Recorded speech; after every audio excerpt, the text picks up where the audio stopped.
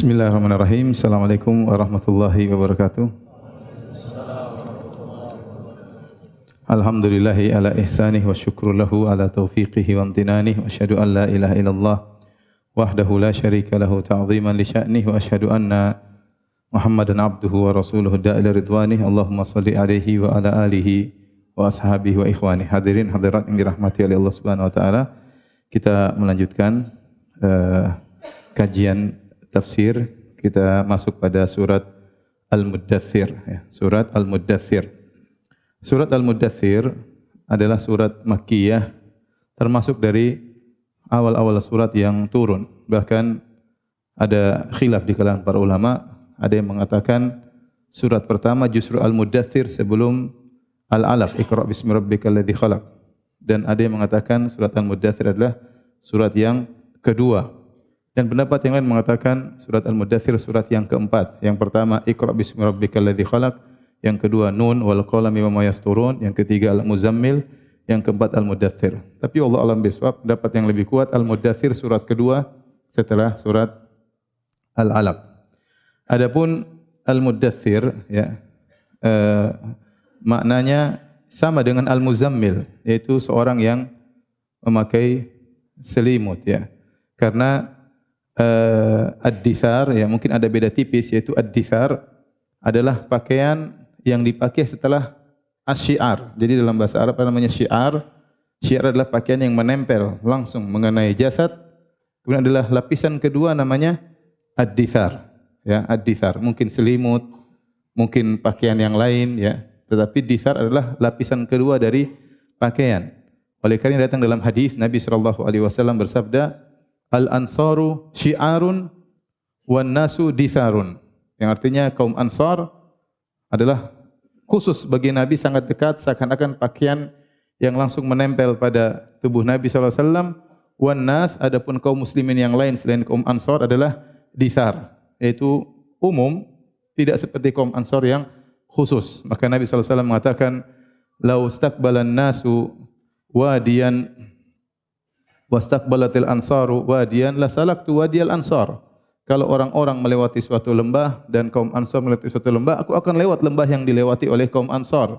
Laulal hijratu lakuntum ra'an minal ansar. Kalau bukan karena hijrah, aku adalah dari kaum Ansar. Ini menunjukkan kaum Ansar adalah kaum spesial karena mereka dikatakan syiar oleh Nabi sallallahu alaihi wasallam, yaitu pakaian yang langsung menempel pada tubuh. Dithar adalah pakaian yang kedua setelah pakaian yang pertama. Ya, bisa diartikan juga dengan selimut. Kemudian kaitannya antara surat Al-Muddathir dengan Al-Muzammil. Al-Muzammil yaitu kandungannya Allah Subhanahu wa taala menyuruh Nabi sallallahu alaihi wasallam untuk berijtihad berkaitan dengan ibadah qasirah, yaitu berkaitan ibadah antara dia dengan Allah, yaitu salat tahajud. Ini merupakan bekal seorang dai. Adapun Al-Muddathir, Allah menyuruh Nabi untuk berijtihad dalam berdakwah, ibadah mutaaddiyah. Ya, bangkitlah, kum fa'anzir, berilah peringatan, bersungguh-sungguh, sabarlah dan seterusnya. Jadi Al-Muddathir, Al-Muzammil berkaitan dengan perintah Allah agar Nabi sallallahu alaihi wasallam mencarger imannya dengan salat malam, ya, banyak bertasbih. Adapun Al-Muddathir berkaitan dengan Nabi berdakwah, ibadah mutaaddiyah, ibadah yang bermanfaat kepada orang lain, yaitu dakwah kepada Allah Subhanahu wa taala. Baik, Allah Subhanahu wa taala buka firman-Nya dengan ya ayyuhal muddathir. Ya, wahai orang yang berselimut, ya. Para ulama menyebutkan sebab nuzul surat Al-Muddathir sebagaimana diriwayatkan oleh Imam Al-Bukhari dan Muslim dan yang lainnya. Dari Jabir bin Abdullah radhiyallahu anhu, beliau berkata, Rasulullah sallallahu alaihi wasallam bersabda, "Jawartu bi Hira, falamma qadaitu jiwari habattu fanuditu fanadhartu an yamini falam ara syai'an wa nadhartu an shimali falam ara syai'an." Aku berdiam, berkhalwat di Gua Hira. Tatkala aku selesai berkhalwat di Gua Hira, aku turun dari Gua Hira. Tiba-tiba aku dipanggil, ada suara memanggilku. Lantas aku melihat ke kanan, aku tidak melihat sesuatu pun. Aku melihat ke kiri, aku tidak melihat sesuatu pun. Wa nadhartu khalfi, aku lihat ke belakang, tidak ada sesuatu pun. Farafa'tu ra'si, tatkala aku lihat ke atas, fa idzal malakul ladzi ja'ani bi Hira. Tiba-tiba malaikat yang pernah datang kepadaku di Gua Hira, jalisun ala kursiyyin bainas sama'i wal ardi. Tiba-tiba malaikat tersebut sedang duduk di atas suatu kursi yang antara langit dan bumi. Fa ju'ithtu minhu ru'ban, aku pun ketakutan tatkala melihat malaikat tersebut, malaikat Jibril. Faraja'tu faqultu daththiruni, maka aku pun pulang menemui Khadijah, lantas aku berkata, daththiruni, selimuti aku, selimuti aku. Ya. Ini hadis sahih riwayat Imam Bukhari dan Muslim, dalil bahwasanya surat Al-Muddaththir surat kedua setelah surat Iqra bismi rabbikal ladzi khalaq. Karena dalam riwayat tersebut kata Nabi, fa idza al-malakul ladzi ja'ani bi Hira. Tiba-tiba malaikat yang pernah datang menemuiku di Gua Hira. Dan kita tahu waktu malaikat Jibril datang ke Gua Hira, turun firman Allah, ya, surat Al-Alaq, ya, Iqra bismi rabbikal ladzi khalaq. Ini menguatkan bahwasanya surat Al-Muddaththir adalah surat yang kedua setelah Al-Alaq. Maka Allah, Nabi SAW setelah tenang, ya, Allah kemudian menurunkan wahyunya dengan mengatakan, ya ayyuhal muddaththir, wahai orang yang berselimut. Dan ini Allah tidak mengatakan wahai Muhammad, ya. Tapi Allah memanggil Nabi dengan kondisi Nabi yang sedang berselimut. Dan ini adalah metode bahasa Arab yang menunjukkan mulatafah, kelembutan, ya. Bagaimana seorang memanggil seorang dengan kondisi yang sedang dialami oleh orang tersebut. Mirip seperti Nabi SAW waktu memanggil Ali bin Abi Thalib. Waktu Ali bin Abi Thalib lagi ribut sama istrinya Fatimah radhiyallahu taala anha, ada masalah, maka Ali bin Abi Thalib pergi ke masjid tidur, ya. Tidak ingin perpanjang masalah, maka dia pun pergi ke masjid, lantas dia tidur di masjid sehingga tubuhnya banyak kena tanah. Maka Nabi SAW datang mencari Ali bin Abi Thalib di Masjid Nabawi. Kemudian Nabi SAW bangunkan Ali bin Abi Thalib dengan berkata, kum ya Aba Turab, bangunlah wahai orang yang banyak pasir di badannya. Karena kondisi Ali tatkala itu radhiyallahu anhu banyak pasir. Ini metode orang Arab tatkala berlemah lembut kepada seorang, tidak dipanggil namanya tapi dipanggil kondisinya. Makanya Allah Subhanahu wa taala waktu memanggil Nabi sallallahu alaihi wasallam menunjukkan betapa cinta kasih Allah kepada Nabi sallallahu alaihi wasallam dengan berkata, ya ayyuhal muddaththir, wahai orang yang sedang berselimut. Kata Allah Subhanahu wa taala, kum fa'anzir, bangkitlah dan beri peringatan. Sebenarnya Allah mengatakan sejak Nabi menerima perintah kum fa'anzir, bangunlah dan beri peringatan, Nabi tidak pernah lagi istirahat sampai beliau meninggal dunia. Terus dakwah, berpindah dari satu kesibukan ke kesibukan yang lain, berpindah dari satu jihad kepada jihad yang lain, berpindah dari tantangan yang satu ke tantangan yang lain.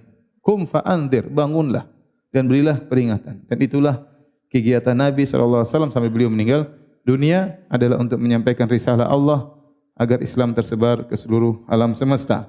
Wa rabbaka fakabbir, dan Rabbmu agungkanlah. Ya.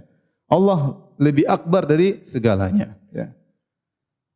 Sebagian ulama seperti Syekh Abdul Nasir As-Sa'di dalam tafsirnya, ini isyarat bahwasanya agungkanlah Rabbmu, artinya tatkala kau berdakwah tujuanmu adalah untuk mengagungkan Allah Subhanahu wa taala. Isyarat seorang harus ikhlas.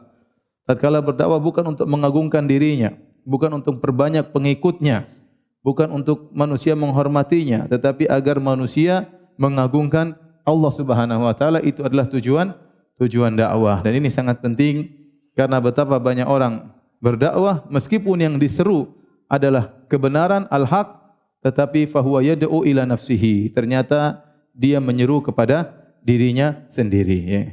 Ini diperingatkan oleh Syekh Muhammad bin Abdul Wahhab rahimahullahu taala bahwasanya anna katsiran wa in kana yad'u ila al-haq fahuwa yad'u ila nafsihi, bahwa banyak dai meskipun yang dia sampaikan adalah kebenaran Al-Qur'an dan Sunnah, tapi di samping itu dia dompleng ada niat yang lain, yaitu agar orang mengagungkan dirinya. Mengagungkan apa? Dirinya, ya. Dia tidak suka ada muncul dai-dai yang lain, misalnya dia ingin semua orang terpusat, terfokus pada dirinya, dan itu adalah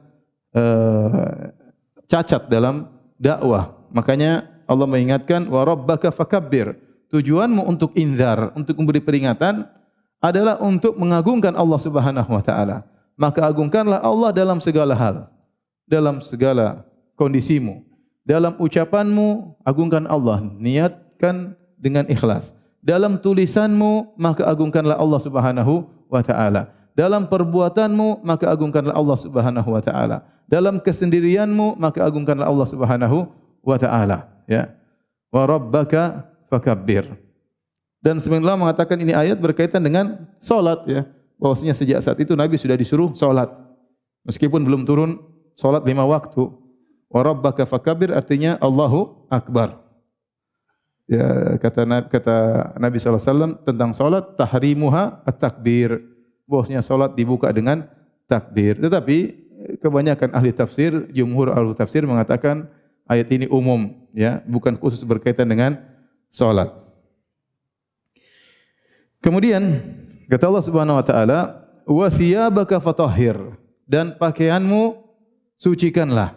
Pakaianmu sucikanlah. Makna wa thiyabaka fatahhir ini secara umum bisa diartikan dengan 2 makna, yaitu makna hakiki atau makna majazi. Makna majazi, makna hakiki maksudnya bersihkanlah pakaianmu, karena kalau kau hendak salat bersihkanlah pakaianmu dari najis. Ini hakiki, ya. Karena begitu Allah sebutkan tentang wa rabbaka fakabbir, hendaknya kau salat, maka diikutkan dengan sebelum salat hendaknya kau bersih dari najis. Wa thiyabaka fatahhir. Adapun makna majazi, orang-orang Arab dahulu, ya, ungkapan mereka kalau ada orang amalannya buruk, pengkhianat, suka bohong, kata mereka thiyabuhu najis. Ini ungkapan bahwasanya pakaiannya najis, artinya orang ini akhlaknya buruk, orang ini amalnya buruk. Maka kalau kita artikan kepada makna majazi, wa thiyabaka fatahhir, bersihkanlah baju, maksudnya bersihkanlah amalanmu. Bersihkanlah dari kedustaan, dari akhlak yang buruk. Bersihkanlah amalmu dari riya, ya. Ikhlaskanlah amalanmu, ya. Bersihkanlah akhlakmu. Ini maksudnya wa thiyabaka fatahhir. Jadi para ahli tafsir membawa kepada 2 makna dan hampir seluruh ahli tafsir menyebutkan hal demikian. Yang menakjubkan kalau antum baca tafsir ayat ini dalam tafsir Al-Qurtubi, Al-Imam Al-Qurtubi waktu menjelaskan makna hakiki wa thiyabaka fatahhir, bersihkanlah bajumu, maka bersihlah pakaianmu, maka dia mengatakan membantah orang-orang yang bermudah-mudah dalam isbal. Dia mengatakan di antara cara untuk tidak terkena najis, maka jangan isbal. Terus dia sebutkan dalil-dalilnya, di antaranya Umar bin Khattab radhiyallahu anhu tatkala akan meninggal dunia, datang seorang anak muda memujinya, kemudian kata Umar bin Khattab, "Wahai fulan, ya, irfa' thawbak, angkat bajumu, jangan sampai terjulur ke tanah, ya. Fa innahu atqa li rabbik wa anqa li thawbik." Bahwasanya dengan kau mengangkat celanamu atau sarungmu atau bajumu, maka itu lebih bertakwa kepada Allah dan lebih bersih, lebih jauh daripada najis. Kemudian dia sebutkan tentang hadis Abu Bakar radhiyallahu taala anhu. Waktu Nabi melarang berbuat isbal, maka Abu Hurairah berkata, "Ya Rasulullah, sungguhnya aku inna izari yastarkhi ahyanan." Terkadang sarungku turun, terkadang ahyanan, ya. Maka kata Nabi sallallahu alaihi wasallam, "Lasta mimman fa'alahu khuyala." Kau bukan termasuk orang yang melakukannya karena sombong. Kemudian kata beliau, kata Al-Qurtubi, ada orang-orang yang rendahan ingin menyamakan dirinya dengan Abu Bakar radhiyallahu taala anhu. Merasa dirinya tidak sombong. Ini sekedar saya sampaikan aja bahwasanya di antara ulama yang mengharamkan isbal secara mutlak adalah Al-Imam Al-Qurtubi, di antaranya juga Ibnu Hajar, di antaranya Ibnul Arabi, di antaranya Zahabi. Tetapi ini masalah khilafiyah. Masalah khilafiyah setelah mereka sepakat, ya, sebaiknya seorang tidak isbal, apakah sombong atau tidak? Tidak sombong, ya. Semua sepakat kalau isbal karena sombong haram, tetapi khilaf kalau seorang isbal, celananya di bawah mata kaki, sarungnya di bawah tapak kaki karena tidak sombong, maka ada khilaf. Tapi pendapat yang lebih kuat Allah alam bisawab bahwasanya haram secara mutlak. Baik. Kemudian firman Allah Subhanahu wa taala, "War-rujza fahjur." War-rujza fahjur. Ar-rujza, ya, dan perbuatan dosa tinggalkanlah. Jadi ada ar-rujza dalam qiraah war-rijza. ar-rujza adalah diartikan dengan berhala, tinggalkanlah penyembahan terhadap berhala, tinggalkan kesyirikan. War-rijza artinya maksiat, tinggalkanlah kemaksiatan. Dan dua-duanya qiraah yang mutawatirah. War-rujza fahjur, war-rijza fahjur. Tinggalkanlah kemaksiatan dan tinggalkanlah penyembahan terhadap berhala. Kemudian kata Allah Subhanahu wa taala, wala tamnun tastakthir. Ya. Dan janganlah engkau memberi, kemudian tastakthir, engkau menganggap itu sesuatu yang banyak. Ini ada beberapa pendapat di kalangan para ahli tafsir. Ini ada wasiat-wasiat Allah kepada Nabi sallallahu alaihi wasallam ya agar Nabi melakukan itu semua tatkala hendak berdakwah. Di antaranya wala tamnun tastakthir. Kata Allah Subhanahu wa taala, wala tamnun tastakthir. Alman itu artinya apa? Alman artinya tadhkirul mun'im al-mun'am alaihi bi in'amihi. Itu artinya alman. Seorang yang berbuat baik mengingatkan kepada orang yang dia baiki tentang kebaikannya. Seorang yang berbuat baik mengingatkan kepada orang yang dia baiki tentang kebaikan yang pernah dia lakukan kepadanya. Seperti mengatakan, bukankah saya dulu bantu engkau? Bukankah saya dulu yang bantu yang kasih pinjaman sama engkau? Bukankah dulu saya yang antar kamu ngelamar akhwat itu? Ada-ada aja ya. Seperti itu namanya mengingatkan kebaikan. Itu namanya alman. Kata Allah, wala tamnun tastakthir. Jangan kau melakukan alman sehingga kau menganggap itu suatu yang banyak. Maka di antara makna ayat ini pertama, wala tamnun tastakthir, jangan kau memberikan sesuatu dengan harapan agar diberikan lebih banyak. Jangan. Ya, ada udang di balik batu. Bantu-bantu orang ingin supaya diberi balasan lebih apa? Lebih banyak. Maka jangan kau lakukan demikian. Kalau kau bantu orang, ikhlaskan karena Allah Subhanahu wa taala. Tafsiran kedua, jadi pertama jangan kau berikan sesuatu dengan berharap dibalas dengan yang lebih banyak. Jangan. Yang kedua, wala tamnun tastakthir, yaitu janganlah kau melakukan dakwah ini dan kau menganggap kau telah berbuat banyak. Jangan. Kau berdakwah dan jangan kau menganggap apa yang telah kau lakukan sesuatu yang besar. Dakwahlah atas perintah Allah Subhanahu wa taala. Karena sebagian orang terkadang demikian, dia merasa sudah banyak berbuat, dia merasa sudah hebat. Enggak. Bahkan kata sebagian ulama, seandainya seorang anak Adam beribadah seumur hidupnya tanpa futur, tanpa malas, dengan semangat dari awal hidupnya sampai meninggalnya, maka dia belum bisa bersyukur kepada Allah Subhanahu wa taala atas segala kenikmatan yang Allah berikan kepadanya. Maka jangan pernah kau merasa besar amal yang kau lakukan di hadapan Allah Subhanahu wa taala. Anggaplah amalanmu kecil sehingga kau terus semangat untuk beribadah, terus semangat untuk berdakwah, dan ini menjauhkan seorang dari ujub. Ya. Jangan merasa sayalah yang telah mulai dakwah, sayalah yang pertama kali mengadakan pengajian, sayalah yang pertama kali bangun masjid, sayalah sehingga dia merasa apa yang lakukan itu besar. Kata Allah, wala tamnun tastakthir. Jangan kau menganggap apa yang kau lakukan adalah besar.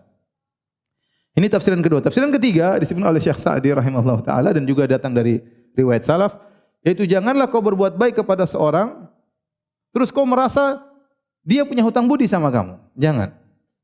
Kalau kau sudah berbuat baik sama orang, insah, lupakan. Karena muamalah engkau bukan dengan dia, tapi muamalahmu dengan Allah Subhanahu wa taala. Kau bantu dia, selesai. Jangan kau merasa punya utang budi sama dia. Dia punya utang budi sama saya pernah bantu dia. Jangan. Karena waktu kau membantu dia, kau menjalankan perintah Allah Subhanahu wa taala. Urusanmu adalah engkau dengan Allah Subhanahu wa taala, bukan dengan dia. Dia mau bersyukur, berterima kasih atau enggak, bukan urusanmu. Dan ini menutup kita pintu untuk mengungkit-ungkit masa lalu. Kan saya dulu yang ini. Saya yang dulu ngantar kamu waktu melamar. Saya yang carikan kamu jodoh, kamu tahu enggak? Saya yang telah memotivasi kamu untuk poligami. Gagal kan? Coba kalau berhasil, kau sudah diomelin sama istrimu. Ini enggak, bercanda aja ya. Jadi maksud saya, jangan pernah merasa orang lain punya utang budi sama kita. Karena kalau kita merasa orang lain punya utang budi sama kita, kita ada man. Dan akhirnya terkadang kita ngungkit-ngungkit. Itu berbahaya. Ya ayyuhalladzina amanu la tubtilu shadaqatikum bil manni wal adza. Hai orang beriman, janganlah kalian batalkan sedekah kalian dengan alman, nyebut-nyebut, wal adza, dan mengganggu, menyakiti orang yang kau yang kau bantu tersebut. Jadi ini semua peringatan bagi kita tatkala berdakwah harus ikhlas kepada Allah Subhanahu wa taala. Jangan pernah merasa saya telah berbuat, saya telah berjasa. Jangan, siapapun kita, apakah sebagai dai, apa sebagai donatur, apakah sebagai panitia, ya semua tidak boleh merasa apa yang dilakukan sudah besar, ya. Serahkan pahala urusan Allah, kita enggak tahu pahala kita besar atau kecil. Ya, yang penting kita melakukan perintah Allah, selanjutnya serahkan kepada Allah Subhanahu wa taala. Kemudian kata Allah Subhanahu wa taala, "Wa li rabbika fasbir." Dan demi Rabbmu maka bersabarlah. Ini yang membuat kita terkadang semangat untuk bersabar. Kita ingat kita ini bersabar karena Allah Subhanahu wa taala. Namanya dalam dakwah pasti ada gangguan. Pasti ada gangguan dan Nabi bakalan diganggu dengan banyak gangguan. Gangguan fisik, gangguan mental, hinaan, cercaan. Maka Allah ingatkan, "Wali rabbika fasbir." Bersabarlah demi Rabbmu. Ingat Allah, engkau bersabar ya karena Allah Subhanahu wa taala. Tatkala kita bersabar karena Allah, perkaranya menjadi lebih ringan ya. Karena di belakang kita ada Allah Subhanahu wa taala. Sehingga kita lebih mudah untuk bersabar dalam dakwah. Karena orang yang berdakwah pasti akan mendapat gangguan. Makanya Allah berfirman dalam Al-Qur'an ya perkataan atau dalam surat Al-Asr ya wa tawasau bil haqq wa tawasau bis sabr. Saling mengingatkan dalam kebenaran dan kalau sudah saling mengingatkan dalam kebenaran pasti ada yang mengganggu, maka saling ingatlah dalam kesabaran ya. Ya bunayya aqimis salata wa'mur bil ma'ruf wa nahy 'anil munkar wasbir 'ala ma asabak. Luqman berkata kepada putranya, wahai putraku, salatlah, beramar ma'ruf nahi munkarlah engkau, yaitu kau berdakwah, wasbir 'ala ma asabak. Dan sabarlah dengan apa yang akan menimpamu karena dakwah pasti melazimkan adanya gangguan. Karena engkau tatkala berdakwah kau akan menghalangi orang dari syahwatnya. Ini haram, ini tidak boleh, ini tidak boleh sehingga orang pasti ada yang tidak suka. Diganggu kebiasaannya, diganggu keyakinannya, diganggu kesenangannya, ya maka pasti ada yang tidak suka. Ya. Kalau ada dai semua orang suka, dipertanyakan. Kenapa semua orang suka sama dia? Bukankah banyak kerusakan, bukankah banyak kemaksiatan, bukankah banyak penyimpangan? Kenapa semua orang suka sama dia? Mungkin dia tidak pernah menyinggung hal-hal tersebut. Taib. Wali rabbika fasbir, maka bersabarlah karena Rabbmu. Di antara penjelasan Ibnu Qayyim rahimahullah dalam kitabnya Madarijus Salikin yang buat orang sangat mudah untuk bersabar tatkala dia bersabar karena mencintai Allah Subhanahu wa taala. Dia tahu Allah pingin dia seperti ini. Maka dia bersabar demi meraih kecintaan Allah Subhanahu wa taala. Ibarat misalnya istri kita yang kita cintai menyuruh kita untuk beli rujak di tempat yang jauh. Di Banjarmasin enggak, saya pingin rujak yang ada di Samarinda. Kita jengkel sebenarnya. Tapi kita bersabar, naik motor jauh-jauh beli rujaknya seperti itu. Iya, kenapa? Karena kita cinta kepada apa? Istri kita. Seperti itu. Ini gambaran sederhana ya. Gambaran sederhana ya. Seperti ada kawan pernah dia naik bis, tahu-tahu istrinya ngidam, kemudian dia lihat ada seorang ibu-ibu makan rujak. Maka dia bilang, suamiku tolong minta saya pingin rujak. Ya udah nanti kita beli, enggak, saya pingin rujak yang dimakan sama ibu itu. Akhirnya dengan kesabaran dia bilang, Bu, rujaknya diminta sama istri saya. Dikasih alhamdulillah ya. Jadi itu sabar karena cinta. Itu lebih membuat kita mudah untuk bersabar. Ada sabar karena takut ancaman, ada sabar karena mengharapkan, sabar karena takut neraka, ada sabar karena mengharapkan pahala, ada sabar karena cinta kepada Allah Subhanahu wa taala. Ya kalau Anda ingin melanggengkan cinta Allah kepada Anda, maka bersabarlah. Ya Allah cinta sama Anda, sabar. Ya, sabar. Dan ini lebih mudah untuk buat orang sabar. Wali rabbika fasbir, karena Rabbmu lah bersabarlah. Inilah 6 wasiat Allah kepada Nabi sallallahu alaihi wasallam tatkala hendak berdakwah. Dimulai dari warabbaka fakabbir, kum fa'anzir, warabbaka fakabbir, wa thiyabaka fatahhir, wa rujza fahjur, wa la tamnun tastakthir, wa li rabbika fasbir. 6 wasiat Allah berikan kepada Nabi, muqaddimah sebelum Nabi menjalankan tugas yang sangat berat, yaitu berdakwah di jalan Allah Subhanahu wa taala. Kemudian firman Allah Subhanahu wa taala, fa idza nuqira fin naqur. dan tatkala ditiup sangkakala, ditiupkan sangkakala. Yaitu tatkala tiba hari kiamat. Dalam hadis yang dihasankan oleh Syekh Albani rahimahullahu taala, Rasulullah sallallahu alaihi wasallam pernah bersabda, "Kaifa un'am atau kaifa an'am wa sahibul qarni qad iltaqamal qarna wa hana jabhatahu thumma aqbala bi udhunihi yastami' mata yu'maru bis-sayhah." Kata Nabi, bagaimana aku bisa hidup tentram sementara Israfil ya sudah meletakkan mulutnya di sangkakala, siap untuk meniupnya, pertanda akan tiba hari kiamat. Kemudian tinggal dia memasang telinganya menanti perintah Allah Subhanahu wa taala kapan dia disuruh untuk meniupkan sangkakala tersebut. Fashtadda dzalika ala ashabihi, maka hal ini menjadikan berat para sahabat. Aduh, karena tiba-tiba bisa jadi setiap saat akan timbul hari kiamat. Maka Nabi menyuruh mereka untuk berkata, hasbunallahu wa ni'mal wakil, 'ala Allahi tawakkalna. Ini hadis ini disebutkan oleh Syekh Al-Albani dalam silsilah as-sahihah ya. Baik. Kata Allah Subhanahu wa taala, fa idza nuqira fin naqur, tatkala ditiupkan sangkakala, fadzalika yauma idzin yaumun asir. Maka hari tersebut adalah hari yang sulit, hari yang sangat berat. Alal kafirina ghairu yasir.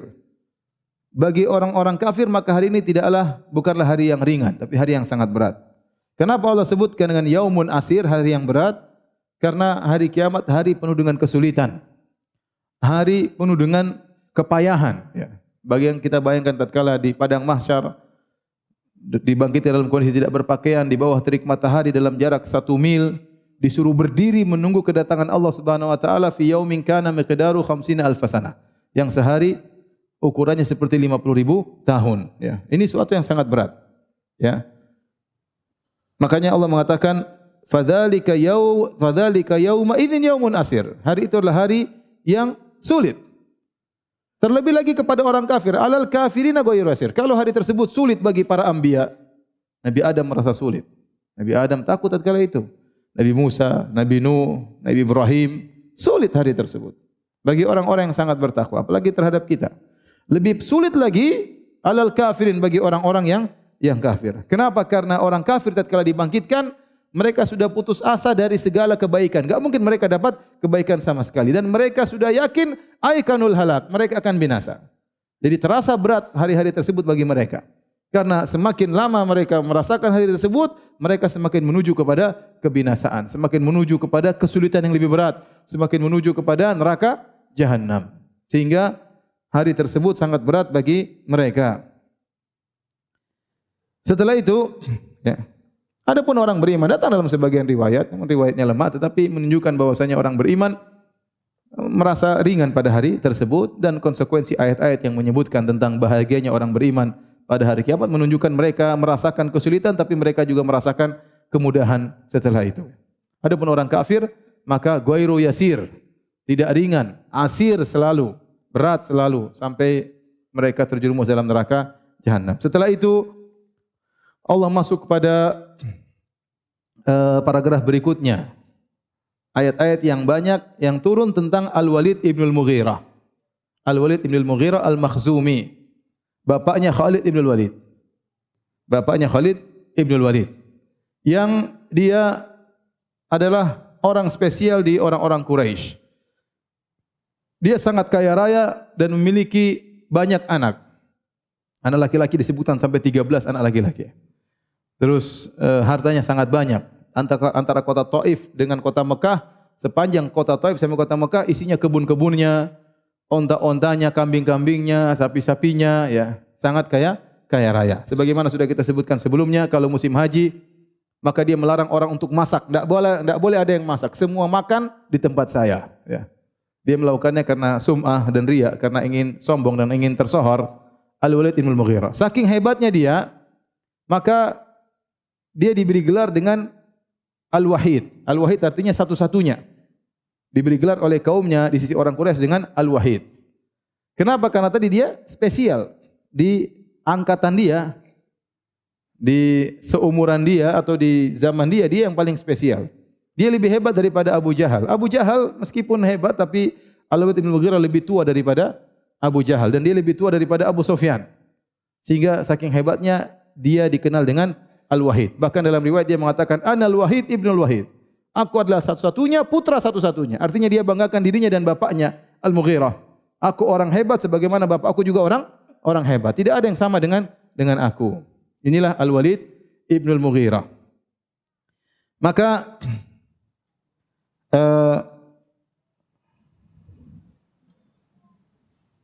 Allah Subhanahu wa taala berfirman, "Zarni wa man khalaqtu wahida." Biarkanlah aku dan orang yang aku ciptakan sendirian. Wahida di sini adalah hal sendirian. Apa yang dimaksud sendiri? Ada dua pendapat.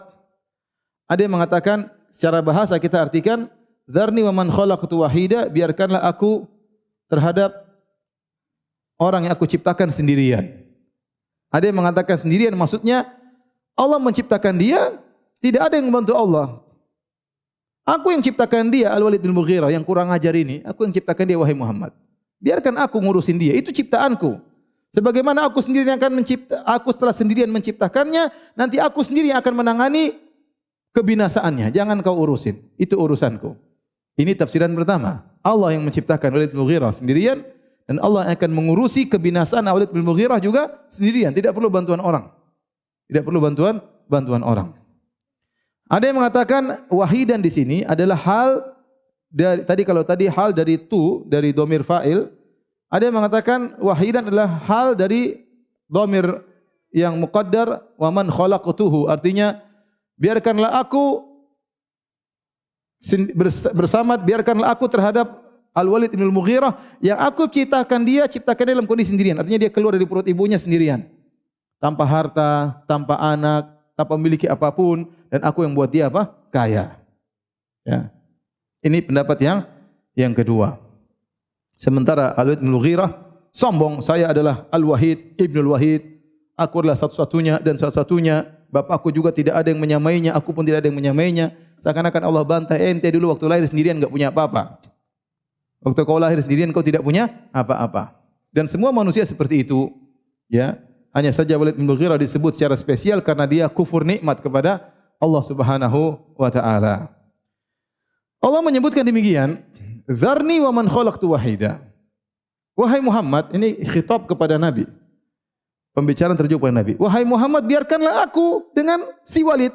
Seakan-akan Allah berkata demikian. Itu urusanku. Isyarat bahwasanya Nabi sedih dengan gangguan Walid bin Mughirah kepada Nabi sallallahu alaihi wasallam. Karena dia yang menuduh Nabi penyihir. Dia yang menuduh Al-Quran asatirul awwalin.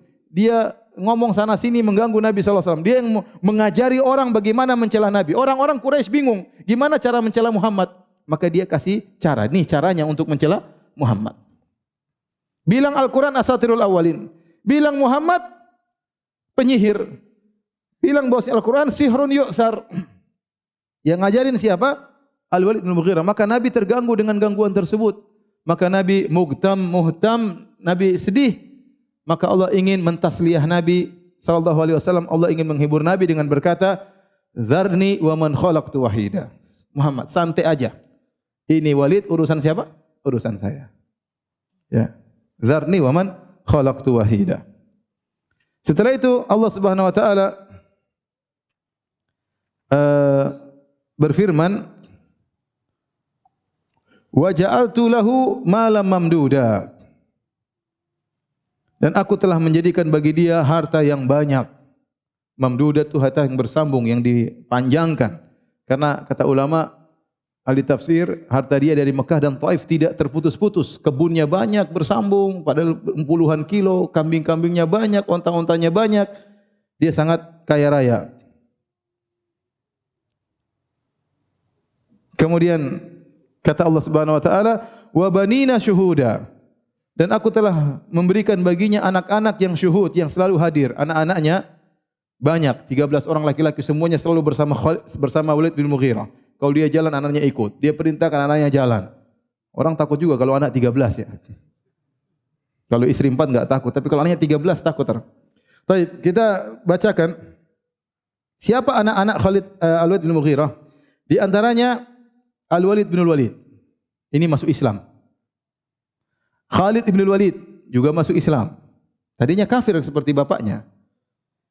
Dia Saifullah, pedang Allah. Yang berikutnya Hisham bin Walid juga masuk Islam. Juga masuk Islam. Hisham bin Walid. 3 orang ini masuk Islam. Di antaranya Imarah bin Walid, kemudian Al-As bin Walid, Qais bin Walid, Abdul Syams bin Walid, dan yang lainnya. Anak-anaknya banyak. Kata Allah, wa banina syuhuda, aku berikan kau kenikmatan dengan anak-anak yang banyak selalu hadir bersamamu, menemani engkau dimanapun kau pergi, menunaikan hajatmu, membantumu dalam urusanmu, itu nikmat. Wa mahattu lahu tamhida, bahkan aku siapkan baginya kekuasaan, rezeki dan yang lainnya selapang-lapangnya. Ini orang benar-benar Allah beri kenikmatan oleh bin Walid ini. Sangat Al-Walid bin Mughirah, sangat kaya raya. Setelah itu kata Allah Subhanahu wa taala, "Tsumma yatama'u an azid." Setelah aku berikan segala kenikmatan kepadanya, dia masih tamak agar aku beri tambahan kepadanya. Jadi percuma kalau orang kaya raya tapi tidak qanaah, percuma. Kebahagiaan adalah qanaah. Kebahagiaan berbanding lurus dengan qanaah. Kalau orang qanaah maka dia akan bahagia. Kenapa? Dia syukur, dia merasa puas dengan apa yang Allah berikan kepada dia. Tapi kalau orang sekaya apapun tapi dia tidak qanaah, masih tamak, masih berangan-angan hartanya semakin bertambah, maka dia tidak akan pernah bahagia.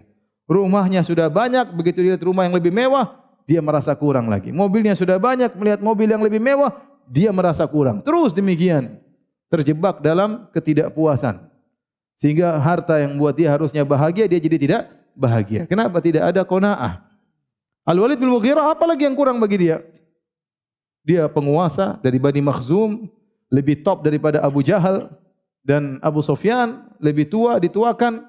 Kemudian dia pula memiliki harta yang banyak, anak yang banyak, kekuasaan yang banyak, tetapi dia masih tamak ingin diberi tambahan oleh Allah Subhanahu wa taala. Tsumma yatama'u an azid. Sebagian ulama mengatakan, kenapa Allah tidak mengatakan tsumma yatama'u an yuzad? Kemudian dia tamak untuk ditambah, tapi Allah menggunakan dhamir aku. Kemudian dia tamak untuk agar aku beri tambahan kepada dia. Sebenarnya mengatakan agar Allah mengingatkan kepada dia, karena ayat ini turun kepada Nabi dan akan dibaca oleh Walid bin Mughirah. Allah ingatkan bahwasanya ya, yang memberikan engkau rezeki semuanya adalah aku, Allah Subhanahu wa taala. Harusnya kau hanya menyembahku. Atau Walid bin Mughirah paham bahwasanya semua ini dari Allah Subhanahu wa taala. Bukan dari sembahan-sembahan patung-patung yang dia sembah. Semua kenikmatan dari Allah Subhanahu wa taala, maka harusnya dia bersyukur dan menyembah Allah semata.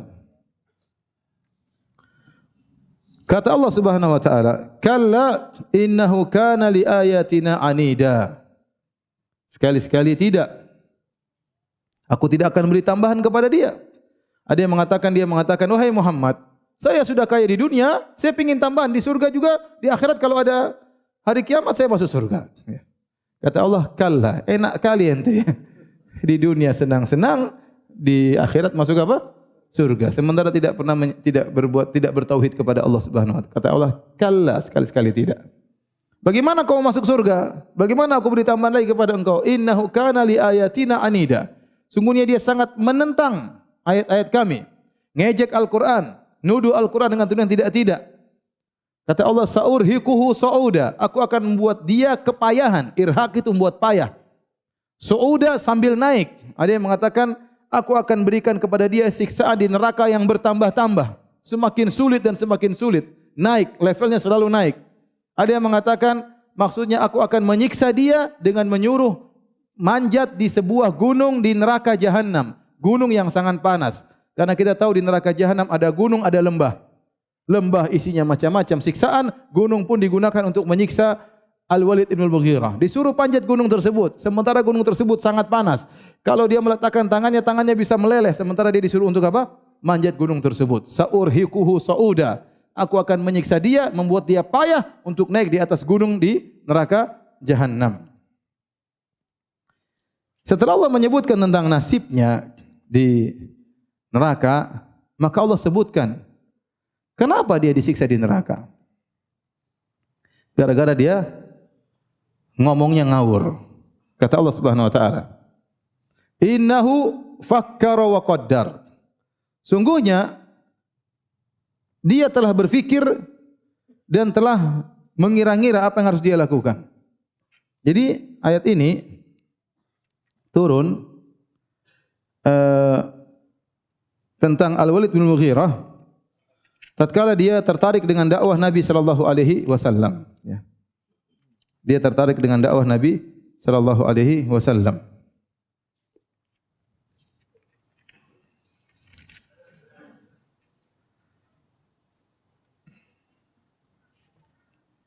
Saya carikan asarnya, ya. Jadi Al-Walid bin Mughirah ini disebutkan dalam riwayat, dia suka mendengar bacaan Nabi sallallahu alaihi wasallam. Terkadang dia datang ke rumah Abu Bakar, kemudian dia senang dengar bacaan Al-Qur'an karena dia orang cerdas.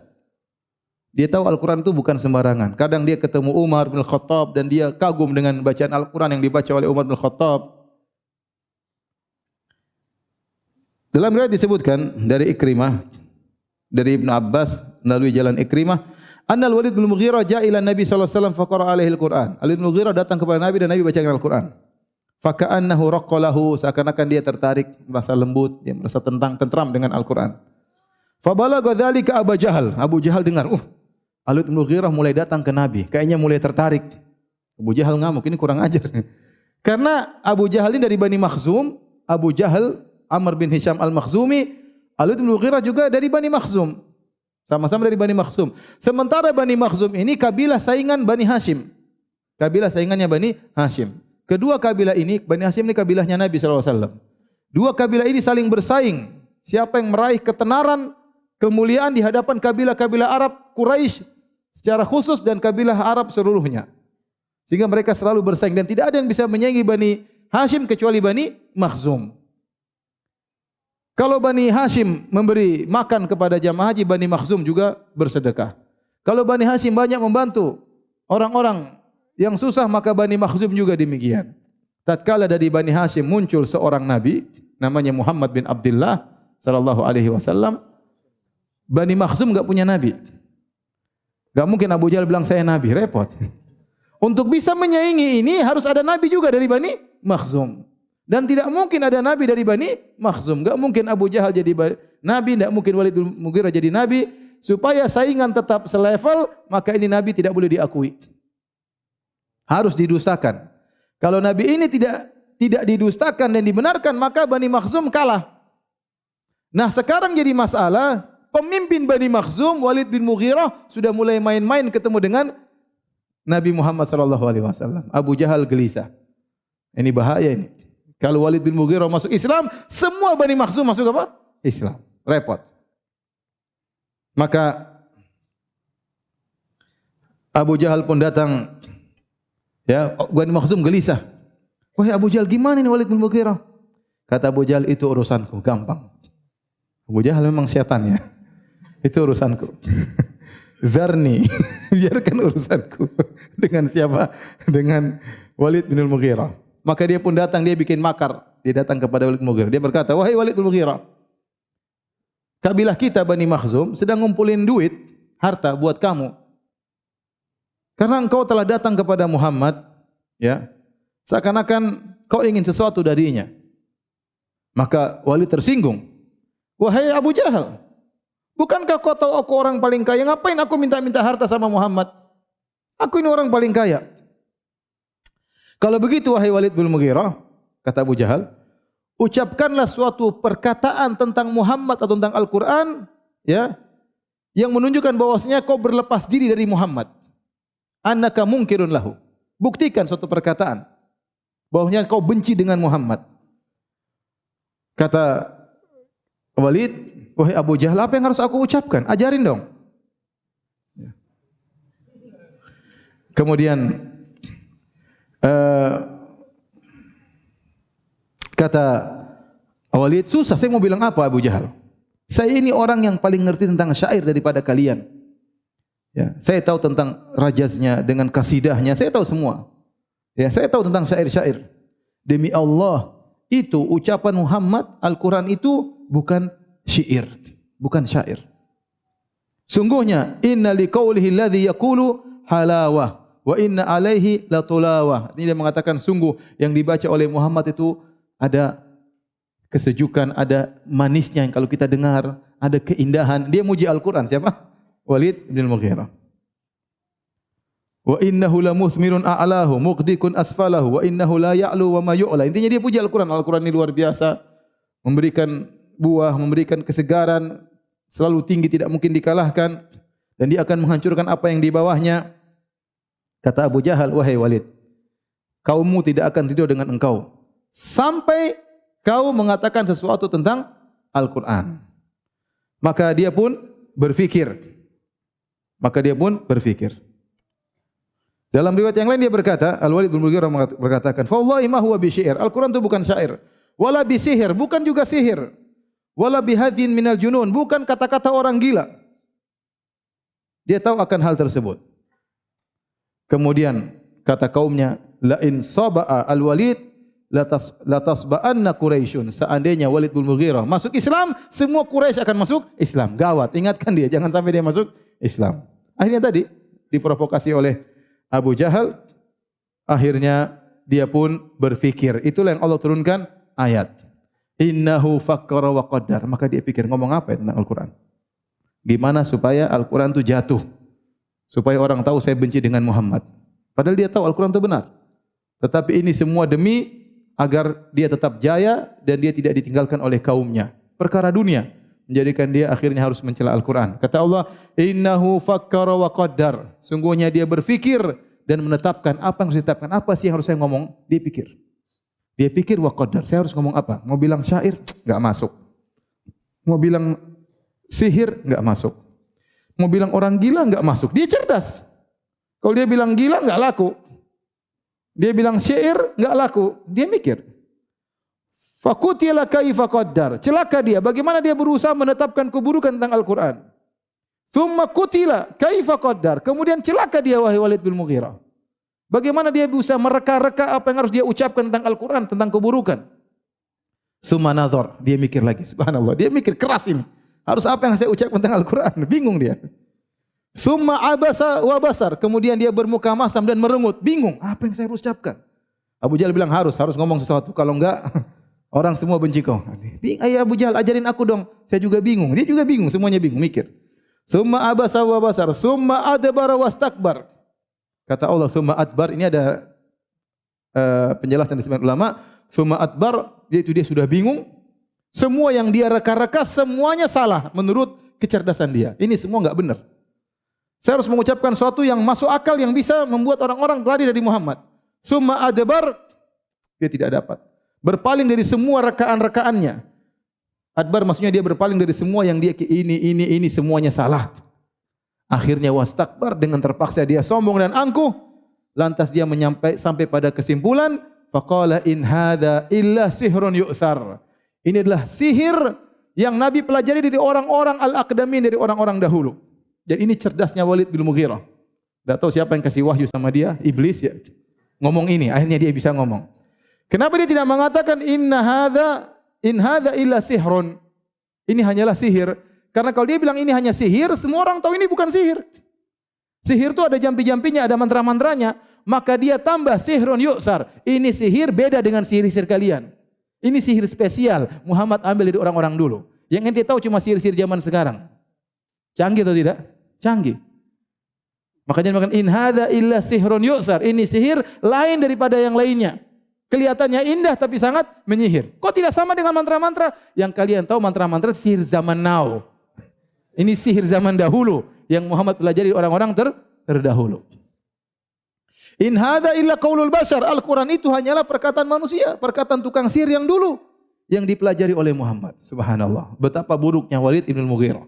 Dia tahu tentang agungnya Al-Quran. Dia tahu tentang indahnya Al-Quran. Dia mengatakan, la halawah, sungguh dalam Al-Quran ada rasa manis, rasa indah. La tolawah. Dia ngaku itu semua, tapi dia kemudian berusaha ingin membalikkan fakta. Ya. Dan tuduhan yang sangat keji. Dia tidak mengatakan Al-Quran. Seandainya dia berkata, Al-Quran itu perkataan orang-orang hakim yang bijak, masih mending. Itu sudah buruk. Dia menyamakan kalam Allah, firman Allah dengan perkataan manusia. Kalau dia mengatakan Al-Quran perkataan orang bijak itu masih mending, tapi pun sudah buruk. Apalagi dia mengatakan ini Al-Quran perkataan manusia yang buruk, perkataan penyihir. Penyihir buruk atau tidak? Buruk. Sampai segitunya dia hinakan Al-Quran. Dia mengatakan perkataan manusia dan manusia tersebut manusia penyihir. Maka apa balasan Allah? Sa'uslihi saqar. Aku akan masukkan dia dalam neraka saqar. Selesai urusan.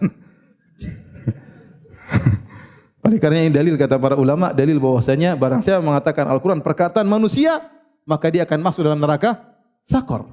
Dan itu perkataan orang liberal. Orang liberal mengatakan Allah tidak bisa bicara, tidak ada huruf, tidak ada suara, tidak ada apa-apa yang diucapkan oleh Allah, dan Tuhan tidak boleh berkata-kata, kata mereka demikian. Entah dari mana wahyu iblis tersebut masuk kepala mereka. Kemudian terus Al-Quran gimana? Al-Quran ini bukan perkataan Allah, tapi terjemahan Muhammad terhadap makna-makna yang Allah berikan kepada Rasulullah SAW. Rasulullah memahami secara global, Rasulullah SAW ungkapkan dengan bahasa Muhammad. Ini adalah kedustaan yang sangat luar biasa. Ya. Kemudian Nabi ungkapkan dengan Al-Quran, jadi Al-Quran itu bahasanya Muhammad. In hadza illa qaulul bashar, persis perkataannya Walid bin Mughirah, perkataan orang liberal. Muhammad ini adalah Al-Quran adalah perkataanmu Muhammad. Kata Allah, sa'uslihi saqar. Aku akan masukkan dalam neraka apa? Neraka saqar. Wa ma adraka ma saqar? Tahukah engkau apa itu saqar? Saqar ini ada khilaf. Ada yang mengatakan saqar adalah jahannam. Ada yang mengatakan saqar adalah tingkatan ke-6. Jadi kalau surga darajat itu naik ke atas, darajat. Kalau neraka darokat, turun ke bawah. Darak 1, darak 2, darak 3 dan seterusnya, ya. Kalau orang-orang munafik, ya, innal munafiqina fid darkil asfal minan nar, yang paling bawah. Yang paling apa? Bawah. Neraka saqar itu katanya yang ke-6 di bawah. Ada sebagian ahli tafsir mengatakan demikian. Ada yang mengatakan tingkatan-tingkatan neraka, ada yang namanya hawiyah, ada yang mengatakan hutomah. Itu nama-nama neraka masing-masing tingkatannya. Ada namanya saqar. Ya. Nama-nama neraka tersebut sesuai dengan tingkatan ke bawah neraka, dan saqar itu pada tingkatan yang agak bawah. Sa'uslihi saqar. Intinya saqar adalah salah satu dari nama neraka Jahannam. Jahannam namanya kenapa? Jahim, Jahannam. Apa lagi? Hutomah. Kemudian apa lagi? Saqar. Kemudian apa? Iya, dan seterusnya. Taib. Sifat neraka saqar tersebut, kata Allah Subhanahu wa taala, la tubqi wa la tadhar. Neraka saqar itu kalau sudah membakar tidak akan meninggalkan dan tidak ada membiarkan, tidak ada yang tersisa. Semuanya dibakar. Rambut, tulang, ya, daging, sumsum, semuanya apa dibakar. Ya, makanya Allah tatkala menyebutkan neraka, kata Allah, allati tattali'u al-afidah. Neraka itu kalau sudah membakar langsung masuk ke jantung. Berbeda dengan api dunia. Kalau api dunia bakar di luar dulu kebakar, baru apinya masuk ke dalam pelan-pelan. Kalau api neraka begitu membakar langsung luar dalam, zahir dan batin langsung dibakar. Kalau kita bakar sate kan luar dulu kan? Terkadang luarnya gosong, dalamnya belum gosong, ya. Belum masak terkadang. Kalau api neraka tidak, langsung luar dalam dibakar. Makanya la tubqi wa la tadhar. Tidak ada yang disisakan, tidak ada yang dibiarkan. Semuanya, ya, sumsum, tulang, ya, daging, kulit, rambut, semuanya langsung dibakar. La tubqi wa la tadhar. Lawahatul lil bashar, dan adalah pembakar kulit manusia. Kalau sudah membakar langsung jadi hitam, lebih hitam daripada gelap malam, kata para ulama. Saking panasnya api neraka saqar. Kata Allah, alaiha tis'ata asyar. Di neraka tersebut ada 19 malaikat.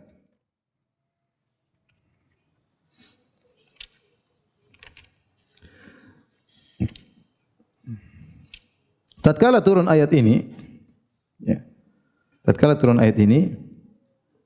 maka sebagian orang-orang kafir sesumbar, di antaranya Abu Jahal. Dia dengan bangganya dia mengatakan, tidakkah kalian dengar Muhammad mengatakan penjaga neraka cuma 19? Cuma sedikit. Kita 10 orang bagi-bagi tugas, 10 lawan 1. 10 kita lawan 1 malaikat. Sudah. Kita bunuh semua, kita keluar dari neraka. Ini Abu Jahal sombongnya luar biasa.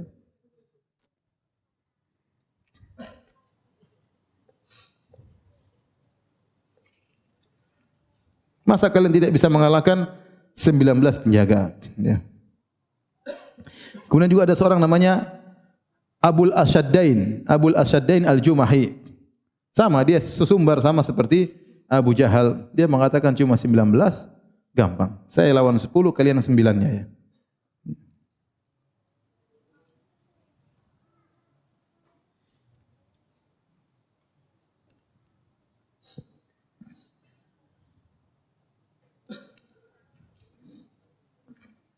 Bahkan dia lebih sombong. Dia mengatakan apa? Abul Asyadain namanya Usaid bin Kaldah bin Khalaf Al-Jumahi. Dia berkata, "Ana akfikum 17." Kan cuma 19. 17 saya yang lawan. Tinggal 2 kalian. Gampang. 17 saya lawan sendiri. Ini sombongnya luar biasa. Kalau Abu Jahal masih tahu diri, kita 10 lawan 1. Dia enggak. 17 saya lawan sendiri. Yang 2 kalian lawan. Masya Allah. Kata Allah Subhanahu wa taala, "Wa ma ja'alna ashaban nari illa malaikah." Kata Allah Subhanahu wa taala, dan tidaklah kami jadikan penjaga neraka itu melainkan para malaikat.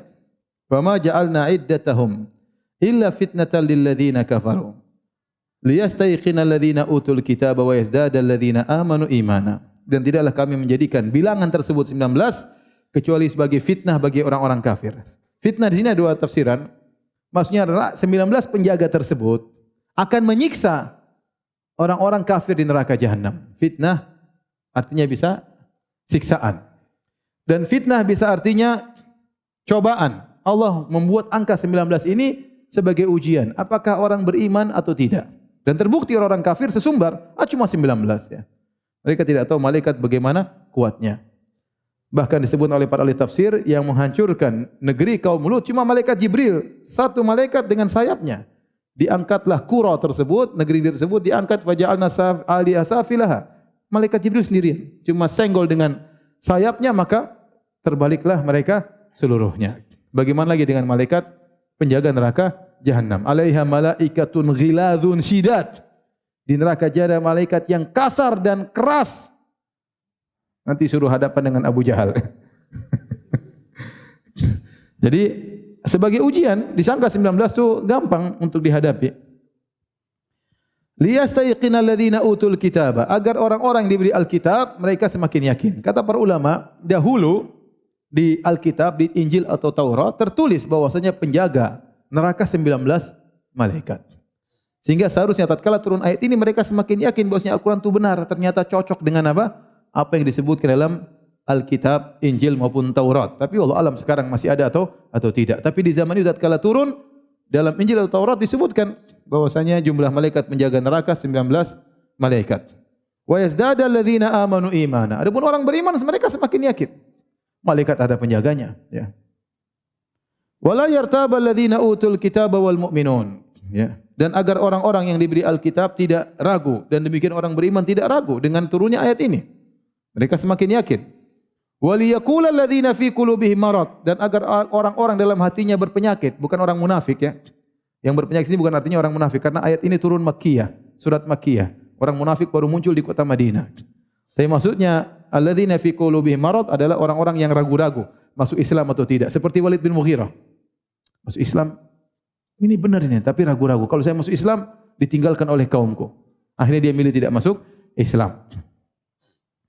Wal kafiruna madza aradallahu bihadza mathala, agar orang-orang punya penyakit dan orang-orang kafir berkata, madza aradallahu bihadza mathala? Apa maksud Allah bilang malaikat 19 penjaga neraka? Kenapa harus angka 19?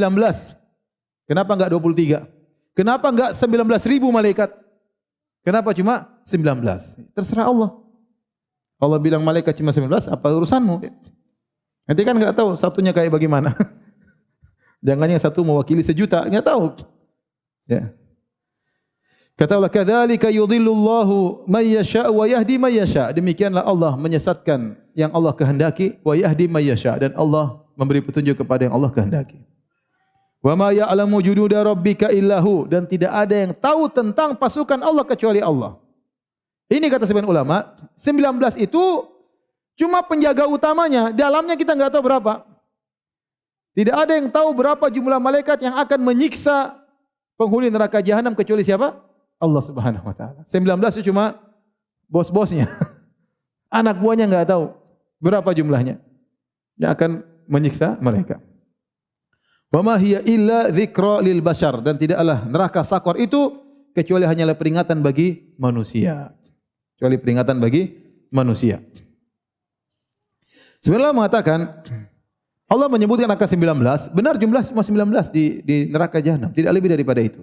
Untuk menunjukkan bahwasanya malaikat itu hanyalah simbol. Allah tidak butuh dengan bantuan malaikat. Allah mau jadikan malaikat cuma satu jaga neraka, mau dua, mau tiga, mau 19, itu semuanya mudah bagi Allah. Karena semuanya atas perintah dari Allah dan Allah tinggal mengatakan kun fayakun. Ya, menunjukkan Allah tidak butuh dengan ribuan malaikat untuk menyiksa seluruh manusia yang dibakar dalam neraka jahanam. 19 cukup, sekedar simbol aja untuk membakar mereka karena Allah berikan kepada malaikat tersebut kekuatan yang sangat luar biasa.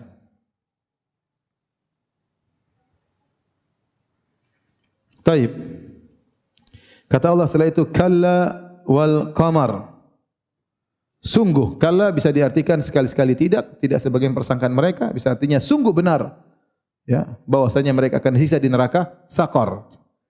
Wal qamar, demi rembulan. Kemudian wal laili idz adbar, dan demi malam ketika berlalu. Was subhi idza asfar, dan demi subuh ketika mulai terang. Ini tiga Allah gabungkan, wal qamar, wal laili idz adbar, was subhi idza asfar. Tiga ini demi rembulan, demi malam tatkala pergi, berganti dengan subuh, demi subuh tatkala mulai terang. Ini semua isyarat tiga perkara ini tentang adanya cahaya yang muncul di tengah kegelapan. Rembulan, ada cahaya di tengah apa? Kegelapan. Wal laili idz adbar, tatkala malam mulai pergi, mulailah muncul fajar yang merobek hitam kegelapan hitam tersebut. Kemudian wasubhi idza asfar, dan subuh tatkala semakin terang. Ini seakan-akan Allah isyaratkan tentang Al-Qur'an itu cahaya. Ya, cahaya di tengah kegelapan kesyirikannya orang-orang kafir Quraisy. Maka barang siapa yang cerdas, dia akan dapat petunjuk dengan cahaya tersebut. Kata Allah, innaha la ihdal kubar. Sungguhnya neraka itu adalah salah satu dari bencana yang amat besar. Ada yang mengartikan Sakor itu salah satu dari macam-macam neraka, tingkatan-tingkatan neraka. Ya, sebagaimana pendapat sebagian salaf. Nadhira lil bashar, sebagai ancaman bagi manusia. Saya ingatkan, ya, Al-Walid bin Mughirah, supaya saya tidak lupa, Al-Walid bin Mughirah, Allah sebutkan tentang bagaimana dia berfikir keras untuk mencela Al-Quran. Innahu fakkara wa qaddar fakutila kaifa qaddar thumma kutila kaifa qaddar thumma nadhar thumma abasa wa basar thumma adbara wastakbar faqala in hadza illa sihrun yu'thar in hadza illa qaul bashar. Dia berfikir keras, merenungkan, mengamati, berfikir kembali untuk apa? Untuk mencela Al-Quran. Dan ternyata Allah memberi dia azab masuk ke dalam neraka Sakor. Ini menunjukkan bahwasanya bukan cuma amalan kita yang diperhitungkan oleh Allah, pemikiran kita juga diperhitungkan oleh Allah Subhanahu wa taala. Amal, ada amal badan, ada amal fikri. Seorang berfikir itu juga dinilai oleh Allah Subhanahu wa taala. Makanya tatkala Nabi SAW bersabda innamal a'malu binniyat, sungguhnya amalan tergantung niatnya. Al-Imam Shon'ani rahimahullah menjelaskan, amal di sini umum, mencakup amal fikri, mencakup amal pikiran. Makanya kalau Anda berfikir tentang dakwah, meskipun mungkin Anda belum berbuat, tapi Anda pikir gimana cara berdakwah, gimana supaya Islam bisa berkembang, bagaimana orang-orang musyrik supaya mereka dapat hidayah, bagaimana cara menyampaikan ajaran Nabi kepada mereka dengan metode apa. Ini pikiran semuanya berpahala. Tidak ada yang sia-sia di sisi Allah. Kalau senyum tidak dilupakan oleh Allah, bagaimana seorang berfikir 1 jam, 2 jam, berfikir keras untuk Islam, pasti ada pahalanya. Pasti ada pahalanya. Maka seorang ingat, berfikir ini juga dinilai oleh Allah. Bisa jadi seorang berfikir keburukan, maka dapat dosa, dan bisa jadi seorang berfikir kebaikan, maka dia dapat apa? Pahala. Taib, kata Allah Subhanahu wa taala, "Wasubhi idza asfar innaha la ihdal kubar." Sungguhnya neraka Sakor adalah salah satu dari neraka-neraka yang mengerikan. Nadhira lil bashar, sebagai peringatan bagi manusia. Liman syaa'a minkum ay yataqaddama aw yata'akhkhar. Yaitu bagi siapa di antara kalian yang berkehendak akan maju atau mundur. Apa maksudnya maju mundur? Ada yang mengatakan yataqaddam yata'akhkhar, yataqaddam bil khairat, ya. Dia maju untuk melakukan kebaikan, yata'akhir artinya dia mundur dari ketaatan menuju kepada kemaksiatan. Terserah kalian. Kalian yang bisa menentukan amalan kalian masuk surga atau masuk neraka. Ya, maju kepada kebaikan, selamat dari neraka sakar. Kalian mundur menuju keburukan, maka kalian akan masuk dalam neraka sakar. Kata Allah, kullu nafsin bima kasabat rahina. Tiap-tiap diri bertanggung jawab atas apa yang telah diperbuatnya. Rahina itu marhun, tergantung dengan amalannya. Dia akan bertanggung jawab dengan amalannya. Kata Allah, illa ashabal yamin, kecuali penghuni surga. Penghuni surga. Ini banyak kalam tentang tafsir ayat ini, tapi intinya sebagian pendapat berkata, illa ashabal yamin, setiap orang yang memiliki dosa pasti harus bertanggung jawab dengan dosanya, kecuali ashabul yamin, kecuali orang-orang penghuni surga yang dosa mereka diampuni oleh Allah Subhanahu wa taala. Dia tidak perlu bertanggung jawab. Allah sayang kepada mereka, Allah ampuni dosa-dosa mereka, ya, karena timbangan kebajikan mereka lebih berat sehingga dia tidak bertanggung jawab dengan apa? Dosa-dosa yang dilakukan karena diampuni oleh Allah Subhanahu wa taala. Kata Allah, fi jannatin yatasaalun. Fi jannatin yatasaalun. Mereka ashabul yamin berada di surga saling tanya-menanya. Anil mujrimin, gimana kabar orang-orang kafir, orang-orang pendosa? Bagaimana nasib mereka? Mungkin tanya tentang kawan-kawannya, bagaimana si fulan yang dulu suka ganggu kita? Bagaimana si fulan yang dulu suka mendolimi kita? Mereka bertanya tentang kabar-kabar orang-orang yang mereka kenal. Anil mujrimin. Akhirnya mereka bertanya, masalakakum fi sakar. Perhatikan, di sini khitabnya, apa yang buat kalian terjerumus dalam neraka sakar? Apa yang buat kalian? Seakan-akan kalian itu adalah penghuni neraka jahanam. Zahir ayat ini, terjadi dialog antara penghuni surga dengan penghuni apa? Neraka. Dan dalam banyak ayat terjadi demikian, disebutkan. Ya. Wa nada ashabul jannati ashaban nar. Dan penghuni surga berteriak kepada penghuni neraka jahanam. Terjadi dialog. Maka penghuni surga berkata, masalakakum fi sakar? Apa yang buat kalian masuk dalam neraka sakar? Kita mungkin bingung bayangkan gimana ya? Kalau dekat-dekat kan kena apinya, kasihan. Gimana ngobrolnya? Para ulama dahulu, mereka mungkin belum tahu kecanggihan. Mereka bilang bisa jadi penghuni neraka jahanam dari atas jauh ngelihat. Kemudian mereka tanya, Allah kasih ilham dipahami oleh penghuni neraka. Penghuni neraka jawab dipahami oleh penghuni surga meskipun jaraknya sangat jauh. Kalau zaman sekarang kita bilang mudah, tinggal Allah kasih layar, video call dari jauh, bisa jadi gampang, semuanya mudah bagi Allah. Kita maksud saya semuanya mudah. Pokoknya yang jelas terjadi pembicaraan antara penghuni surga dengan penghuni neraka. Bagaimana caranya urusan siapa? Allah. Mau pakai video call, mau pakai apa? Akal kita terbatas. Ya. Tapi tidak harus dekat. Tidak harus apa? Dekat. Ya. Sehingga mereka bertanya kepada penghuni neraka jahanam, masalakakum fi sakar? Apa yang buat kalian masuk dalam neraka sakar? Maka mereka pun menjawab, qalu lam nakum minal musallin. Kami dulu tidak apa? Salat. Ini bahayanya orang tidak salat. Qalu lam nakum minal musallin. Kami dulu tidak salat. Mereka tidak mengatakan kami dulu berzina, kami makan riba, tidak. Yang dia ucapkan kami dulu tidak apa? Salat, menunjukkan dosa meninggalkan salat lebih besar daripada itu semuanya. Mengerikan. Kemudian kata mereka, walam nakutun nut'imul miskin. Ini berkaitan dengan hubungan dengan orang lain. Kami dulu tidak memberi makan kepada fakir miskin. Dan ini menunjukkan buruknya pelit. Saya sudah sampaikan pada pengajian sebelumnya. Pelit itu di antara dosa yang buat orang terjerumus dalam neraka jahanam. Tidak mau beri makan kepada fakir miskin. Dia tahan-tahan hartanya. Dia menyangka hartanya akan buat dia semakin panjang umurnya. Alladzi jama'a malahu wa 'addadah yahsabu anna malahu akhladah. Yang selalu mengumpulkan harta dan menghitung-hitungnya. Dia menyangka hartanya akan mengkekalkan dia. Kalla, sekali-sekali tidak. Ente punya 1 miliar, punya 100 miliar, punya 100 ribu, tidak akan menambah umur ente meskipun 1 detik. Waktunya meninggal. Betapa banyak orang meninggal dalam kekayaannya. Sebagaimana orang miskin meninggal dalam kemiskinannya.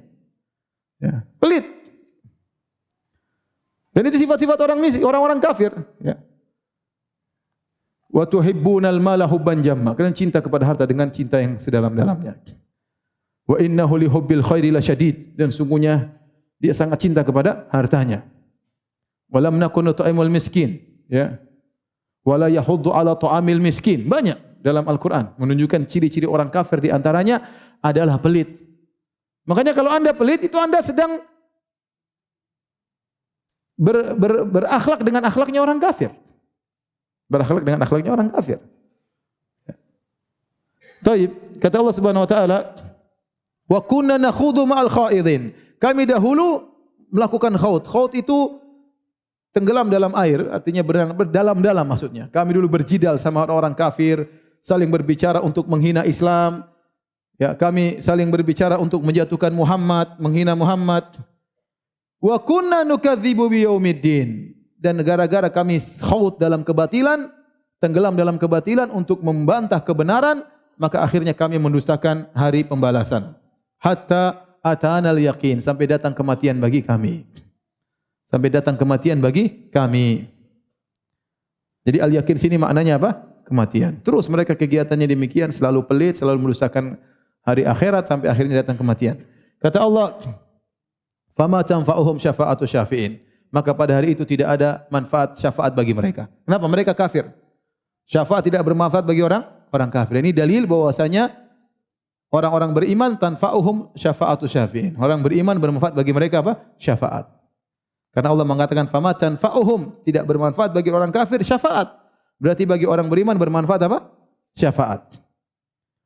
Fama lahum anit tadhkirati mu'ridin. Kenapa mereka berpaling dari peringatan Allah? Allah kembali lagi kepada orang kafir Quraisy. Mereka berpaling dari peringatan Allah Subhanahu wa taala. Ka'annahum humurum mustanfirah. Seakan-akan mereka adalah himar-himar wahsy, keledai-keledai liar yang sedang dikejar oleh yang lari kabur farrat min qaswarah, yang kabur karena dikejar oleh singa atau dikejar oleh pemburu, maka kabur sangat jauh, lari dengan sekencang-kencangnya. Disebutkan himar wahsy ini ada gerakan sedikit dia kabur. Ada gerakan sedikit kabur, apalagi ada singa, sudah kabur. Jadi kalau dengar orang baca Al-Quran kabur, takut. Dengan orang dakwah kabur, takut. Tidak mau mendengar peringatan Allah sama sekali. Kabur seperti himar wahsy, seperti keledai liar yang kabur dari kejaran singa. Kata Allah, "Bal yuridu kullu imri'in minhum an yu'ta suhufan munasyarah." Bahkan setiap mereka berangan-angan agar diberikan kepadanya lembaran-lembaran yang terbuka. Ini dibawakan pada dua makna. Ada yang mengatakan, maksudnya mereka mengatakan, "Wahai Muhammad, mana buktinya engkau seorang rasul? Naiklah kau ke atas langit, turunlah dengan bawa wala nu'minu liruqiyyika hatta tunazzila alaina kitaban naqra'u." Pergilah kau ke langit, kami lihat. Setelah itu kau turun bawa kitab terbuka. Situ tertulis, "Aku utus Muhammad sebagai rasul, baru kami mau beriman." Dan kalaupun Allah bikin demikian, mereka tidak akan apa? Beriman. Ya. Atau yang kedua kata mereka, Muhammad, ente bilang ada catatan kebaikan keburukan nanti hari kiamat kita akan diperlihatkan. Mana catatannya?" Kata mereka demikian. Ente omong kosong aja, mana catatannya? Mana catatan Abu Jahal? Saya ingin lihat. Jadi mereka begitu, mereka menghina. Mereka berangan-angan catatan tersebut diperlihatkan bagi mereka. Kata Allah, "Kalla bal la yakhafunal akhirah." Sungguh mereka tidak takut dengan hari akhirat. Kalla innahu tadhkirah. Sungguhnya Al-Quran itu adalah peringatan. Faman sya'a dzakarah, barang siapa yang ingin berkehendak tentunya dia akan mengambil pelajaran dari Al-Quran. Wa ma yadhkuruna illa ayyasha Allah, dan mereka tidak akan mengambil pelajaran dari Al-Quran kecuali atas kehendak Allah. Huwa ahlut taqwa wa ahlul maghfirah.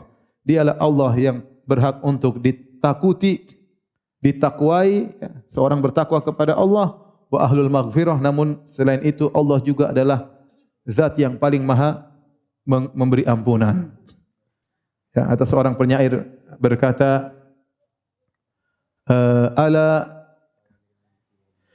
ala ya irhamuni ilaha Muhammadin fa illam akun lahu ahlan fa anta lahu ahlun. Dia berkata, wahai Tuhannya Muhammad, rahmatilah aku. Kalau aku memang tidak pantas untuk dirahmati, tidak pantas untuk diampuni, sungguhnya engkau pantas untuk mengampuni. Mungkin aku tidak pantas diampuni, terlalu kejam, terlalu jahat, terlalu zalim, tapi Allah ahlul maghfirah. Allah sangat mudah mengampuni apa? Hamba-hambanya. Sehingga ini adalah berita gembira kepada orang-orang yang masih terjerumus dalam dosa agar segera kembali, jangan putus asa dari kasih sayang Allah Subhanahu wa taala. Demikian para hadirin dan hadirat apa yang bisa saya sampaikan. Kurang lebihnya saya mohon maaf. Kalau ada yang bertanya saya persilahkan. Wallahu taala alam bisawab.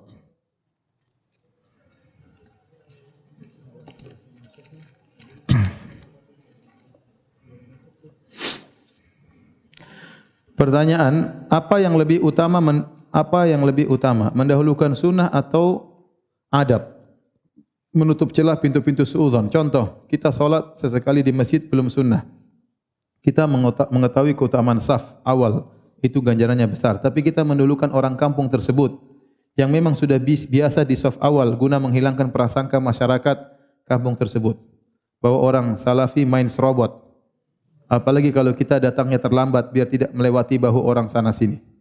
Selanjutnya misal alhamdulillah kita mendapatkan saf awal di masjid tersebut. Setelah salam berzikir kemudian hendak melakukan salat sunnah ba'diyah, kita berpindah mungkin ke belakang guna menghilangkan kesan yang berbeda di saat mereka masih berzikir. Karena ana melihat sebagian teman-teman kita tanpa pikir panjang langsung melakukan salat ba'diyah, terlebih lagi ada yang di belakang imam salat mereka dan itu menimbulkan pandangan-pandangan sinis terhadap orang-orang sunnah, seolah-olah kita menguasai tempat mereka. Bagaimana tanggapan Ustaz? Mengenai ya adab itu penting ya. Jadi terkadang kita menempuh suatu perkara dalam rangka untuk mendapatkan kemaslahatan yang lebih besar. Dan ada kaidah ya apa namanya? Daf'ul madarrah muqaddam ala jafil manafi'. Menolak kemudaratan lebih diutamakan dari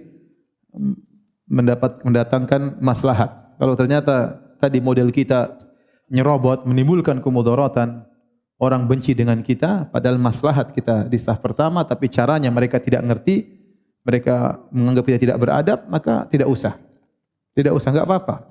Kita di saf kedua ya, atau kita mengambil hati orang. Padahal sebenarnya kalau kita sama-sama ngerti, tidak ada itsar dalam masalah ibadah. Kita tidak akan kasih orang lain saf pertama, kita yang saf pertama. Ini kalau kita sama-sama mengerti. Tapi masalahnya kita berhadapan dengan masyarakat yang tidak mengerti akan hal tersebut. Kalau kita nekat masuk saf pertama, kita akan dikatakan macam-macam, ya sudah kita ngalah. Kita meninggalkan maslahat demi menolak apa? Kemudaratan. Maka tidak mengapa. Demikian juga tadi seperti kalau kita solat, imamnya lagi zikir berdoa, kita solat di depan imam langsung, kayaknya gimana kita? Ente gua kagak gitu. Jadi seakan-akan kita mencela mereka. Padahal kita tidak mencela mereka, tapi seakan-akan kita mencela mereka. Maka tidak mengapa kita mundur kemudian salat ya. Tidak mengapa demi menolak apa? Suudzon, prasangka buruk terhadap kawan-kawan. Kenapa sering terjadi khilaf di antara para ulama dan bagaimana cara mencikapinya? Khilaf di kalangan para ulama biasanya karena ada perkara-perkara yang tidak ada nasnya secara tegas. Ada dalilnya namun sudut pandang berbeda sehingga timbul perbedaan pendapat dan ini banyak dalam masalah-masalah fikih. Para ulama tidak berselisih dalam masalah usul akidah. Dalam usul akidah semuanya sepakat. Pokok-pokok akidah semuanya sepakat. Adapun furu'ul akidah terkadang ada cabang-cabang akidah, mungkin ada khilaf ya. Seperti Isra Mi'raj. Semua sepakat ada Isra Mi'raj. Tetapi kemudian ada khilaf, apakah Nabi sallallahu alaihi wasallam Isra Mi'raj dengan jasadnya serta ruhnya atau ruhnya saja? Ada khilaf. Ini furu' cabang. Tapi asalnya apa namanya? Isra Mi'rajnya semua sepakat. Contoh Allah akan dilihat di hari akhirat. Semua sepakat Ahlus Sunnah. Tapi ada khilaf apakah dilihat di padang mahsyar misalnya. Ini ada furu' namanya ya. Adapun usul akidah maka tidak ada khilaf. Adapun masalah fikih maka hampir semua pembahasan ada khilaf. Maka kita harus berlapang dada. Kalau itu memang khilaf sudah ada dalam buku-buku fikih klasik, maka kita tahu itu adalah khilaf di kalangan para ulama, maka seorang ya memilih pendapat yang lebih kuat menurut dia tanpa harus menyesatkan yang lain. Lebih utama manakah mengeluarkan harta untuk fakir miskin atau sedekah untuk bangunan masjid? Sebagian kita kasih kepada fakir miskin, sebagian kita gunakan untuk apa? Masjid. Kalau ada tangga kita kelaparan, masuk rumah sakit enggak bisa dibayar, ya mending kita kasih daripada kita ke masjid. Allah Maha tahu. Sekitar kita udah mau mati, uangnya kita buat masjid biarin dia mati. Yang penting saya dapat pahala jariah. Ya enggaklah. Perkaranya mudah. Bagi Allah yang penting ada kondisi kita bantu ini, bantu ini. Ada orang hanya beri minum kepada anjing bisa masuk surga. Ada orang hanya menghilangkan gangguan di jalan bisa masuk surga. Artinya ada harta kita plotkan untuk bangun masjid. Ada juga kita bantu tetangga sekitar kita yang di depan mata kita. Segera kita bantu. Semuanya masing-masing ada keutamaannya. Fakku raqabah au it'amun fi yaumin dhi masghabah yatiman dha maqrabah au miskinan dha matrabah. Allah sebut tentang amal-amal soleh agar seorang bisa melewati neraka jahanam sehingga selamat di surga. Di antaranya fakku raqabah, bebaskan apa? Budak. Terus aw ta'amun fi yaumin dzi masghabah, atau memberi makan di hari yang sangat orang kelaparan. Memberi makan secara umum bagus, tetapi di hari orang kelaparan lebih apa? Lebih penting. Aw yatiman dza maqrabah, atau memberi makan kepada anak yatim yang masih ada hubungan kekerabatan. Anak yatim secara umum bagus untuk kita bantu, apalagi yang punya hubungan kekerabatan. Au miskinan dza matraba, atau kita bantu orang miskin yang lagi sangat-sangat sulit, seakan-akan dia hanya punya tanah, tidak punya yang lainnya. Ini menunjukkan hajat, kebutuhan, kalau semakin berat, semakin besar pahalanya. Paham? Kita bantu ada orang sakit sangat parah mau meninggal dunia, lebih utama kita bantu daripada orang yang sakit biasa. Ya, karena hajatnya, kebutuhannya lebih berat. Surah Al-Mudaththir adalah surat diturunkan Allah yang kedua setelah Al-Alaq. Kenapa dalam Al-Quran justru surat Al-Baqarah yang dibaca duluan? Mohon penjelasannya Ustaz. Mengapa tidak disusun berdasarkan urutan turunnya? Jadi Al-Quran itu bukan kitab sejarah murni, ya tidak ya. Jadi bukan berarti Al-Baqarah turun dulu, enggak. Tapi Al-Quran turun, Al-Alaq pun hanya turun 5 ayat pertama. Terus ayat belakangnya turun belakangan nanti, jauh belakangan. Al-Mudaththir apakah turun langsung seluruhnya atau sebagiannya, seperti itu. Al-Baqarah juga tidak turun seluruhnya. Langsung total Al-Baqarah demikian, ya. Contoh Al-Maidah tidak langsung turun seluruhnya, ternyata al-yauma akmaltu lakum dinakum wa atmamtu alaikum nikmati turun di tatkala haji wada. Jadi Al-Quran itu bukan disusun berdasarkan sejarah, dia bukan kitab tarikhi. Ya, Al-Quran itu bukan kitab tarikhi. Tetapi dan juga bukan ayat turun berdasarkan urutan sejarah, tidak. Makanya terkadang turun ayat ini, terkadang turun ayat ini. Wattaqu yawman turja'una fihi ila Allah. Itu termasuk ayat yang terakhir turun dari surah Al-Baqarah. Padahal dia di surat Al-Baqarah, tapi termasuk ayat-ayat yang terakhir turun kepada Nabi sallallahu alaihi wasallam. Jadi tidak mesti harus turun langsung satu surat. Kalau surat-surat pendek mungkin langsung turun, tapi surat panjang tidak. Nanti Nabi yang tentukan, jadikan ayat ini di bawah ayat ini dalam surat ini. Atau waktu Nabi baca, Nabi letakkan di bawah surat ayat ini, dalam surat ini. Itu yang Nabi yang atur, itu wahyu dari Allah Subhanahu wa taala. Jadi jangan antum sangka surat Al-Baqarah itu surat ke-7, ayat ke-7 sejarahnya terjadi setelah ayat pertama. Tidak begitu, tidak mesti begitu. Bisa jadi ayat yang terakhir ternyata kejadiannya lebih dahulu daripada ayat yang sebelumnya. Yang jelas yang mengatur adalah Nabi sallallahu alaihi wasallam.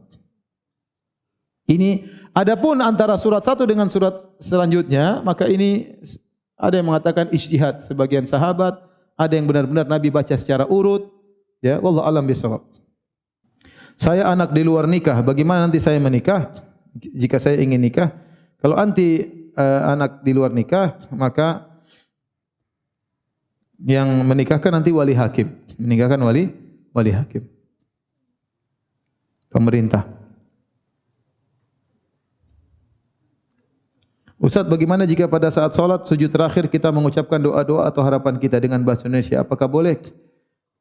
Yang benar boleh, kita boleh berdoa dengan bahasa Indonesia dalam sujud-sujud kita, tidak mesti sujud yang terakhir. Tapi kalau kita sebagai makmum, ingat kita tidak boleh terlambat daripada imam. Fa idza kabbara fakabbir. Kalau imam sudah bertakbir naik, maka kita segera naik. Tapi kalau kita salat sendiri, kita mau lapang baca doa, terserah.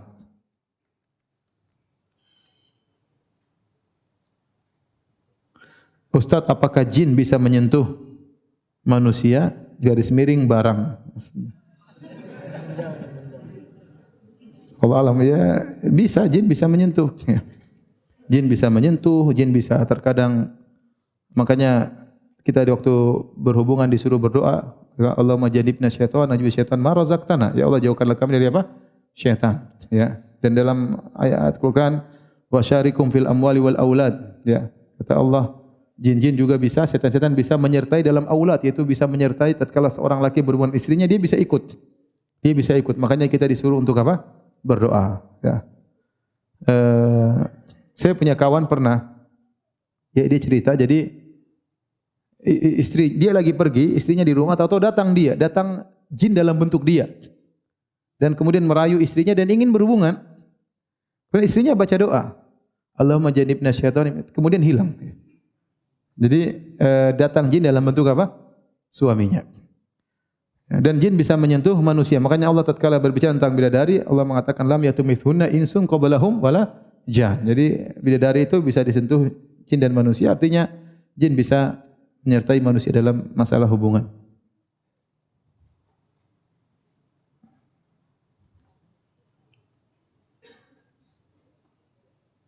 Bagaimana hukumnya? Apakah baik atau buruk saat berwudu dalam kondisi telanjang?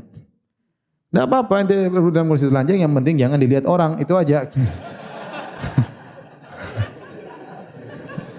Sebagaimana boleh mandi junub dalam kondisi telanjang, dan Imam Bukhari membahas tentang masalah ini, tentang hadis bagaimana Nabi Ayub mandi dalam kondisi tidak berpakaian, Nabi Musa mandi dalam kondisi tidak berpakaian, dan mandi itu adalah salah satu bentuk toharah, bersuci.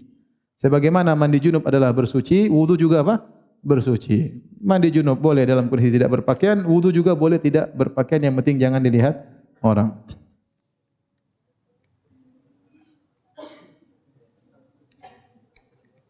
Baik, demikian saja kajian kita.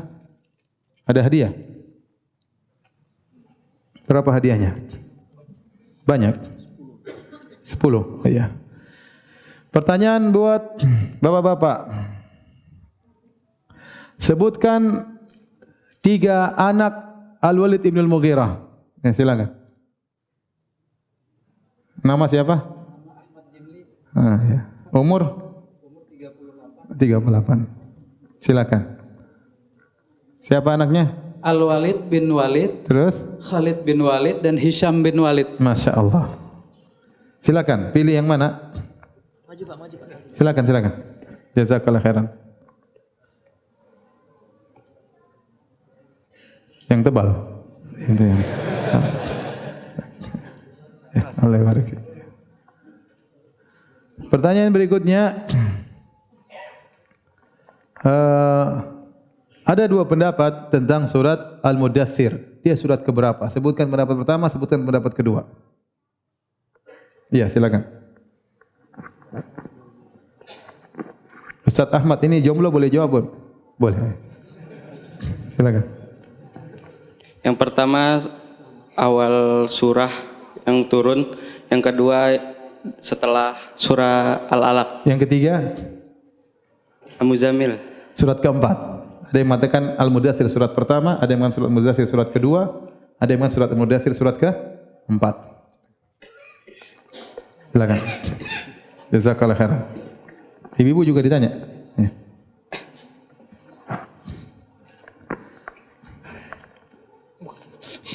Ibu-ibu silakan pilih. Anak-anak semua. Ibu-ibu, berapa jumlah istri Walid bin Mughirah? Enggak ada tadi, enggak dibahas ya? Lewat, bukan. Yang lain, pertanyaan yang lain. Berat itu pertanyaan.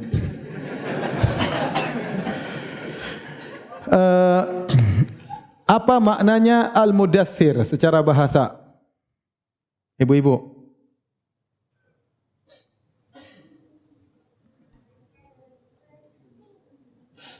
Ada yang bisa jawab?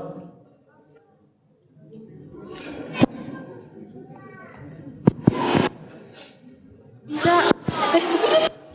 Orang Al-Mudaththir artinya apa? Sini hadiahnya sini. yang berselimut.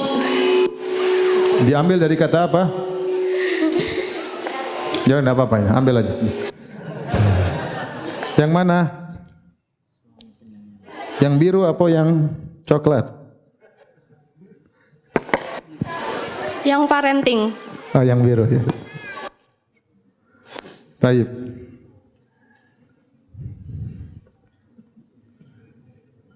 Pertanyaan berikutnya, apa tafsir dari wala tamnun tastakthir? Saya sebutkan 3 tafsir, satu saja. Wala tamnun tastakthir. Buat ibu-ibu.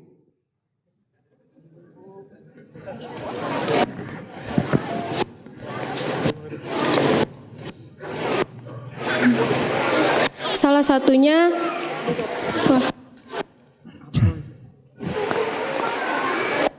seorang yang berbuat baik kemudian mengingatkan tentang kebaikannya kepada orang lain. Itu yang dilarang, ya. Ya, enggak apa-apa. Yang mana?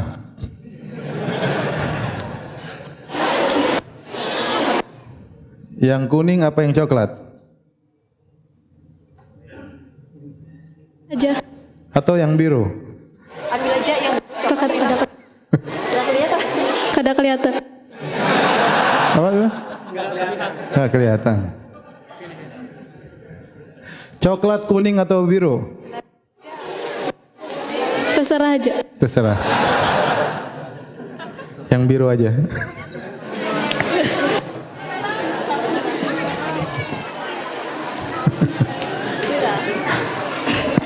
Sekarang bapak-bapak, sebutkan dua tafsir dari wasiyabaka fatahhir. Silakan.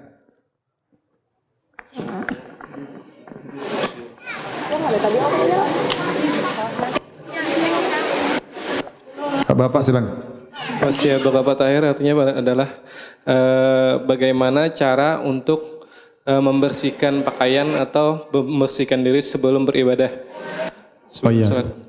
Hakiki dan majazi. Kalau hakiki bersihkan pakaian dari najis, kalau majazi bersihkan amalan dari apa? Keburukan. Silakan. Pilih sendiri.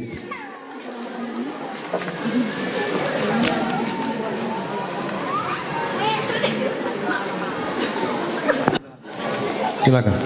Yang mana ini? Insyaallah. Allah barik fiik.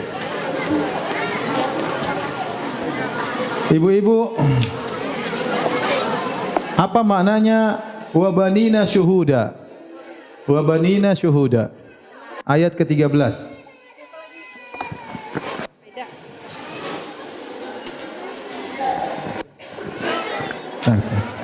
Ibu-ibu, ada yang bisa jawab? Wabanina syuhuda? Ya, ya.